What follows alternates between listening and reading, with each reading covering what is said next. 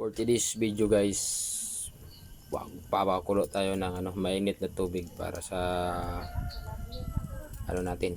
Dahil ngayong araw kakatay tayo ng pato para hapunan.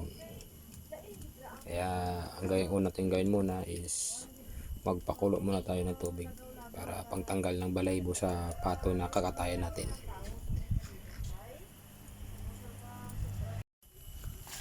Puntahan na natin yung pato na kakatayan natin.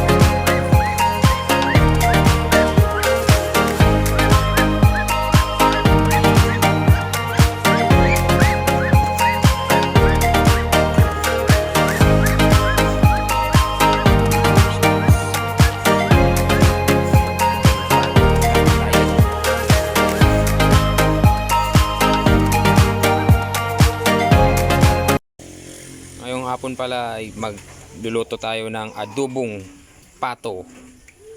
Ito yung mga kailangan natin sa pagluluto natin. Una, itong pato.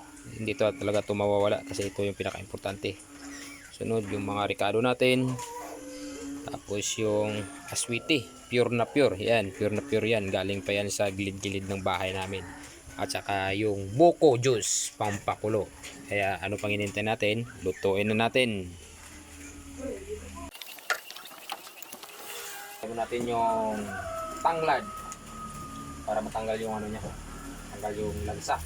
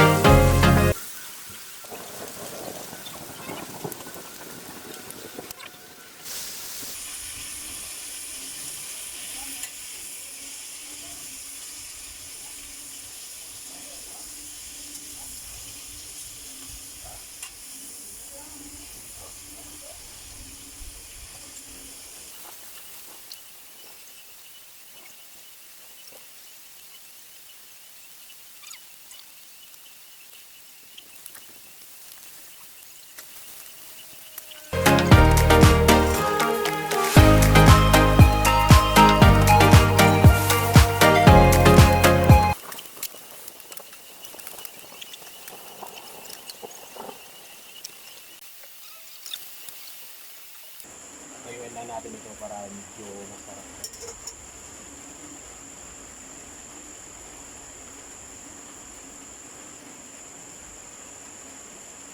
Ito talaga yung buhay namin dito sa probinsya guys. Yung ginagamit namin na lutuan, sa amin lang, isa iba kasi medyo may makakanak sa buhat. So, sa amin dito, ito pa rin kami. Ginagamit namin kahoy. Itong tawag sa amin ito, dapugan. Kaya Yung mga kaldero namin, matikinis siyang, ano yan, bikibilo yan, yung mga pit na mga kaldero namin, naka-bikibilo, at matikinis, kulay all black. Pero ito yung masarap na, ano, pag dito mo niluto lahat ng mga pagkain, lasang lasa talaga, sarap kainin.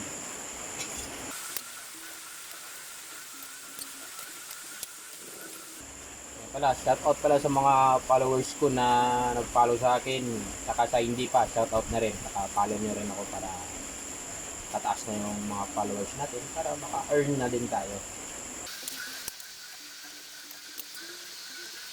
Tignan natin kung okay na ba yung lasa at saka kung malambot na.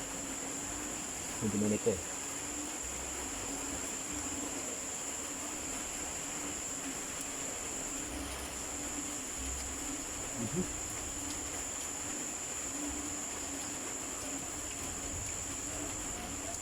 All goods na siya guys, pero kailangan pa natin kunting ipa ano talaga natin yung tuyong-tuyo talaga. Mas masarap kasi kapag tuyong-tuyo yung mga adobo kaysa yung medyo masabaw. Mas masarap yung tuyong-tuyo.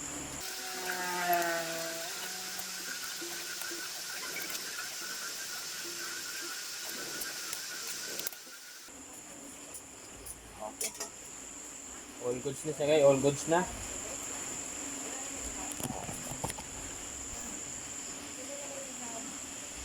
Guys, okay na.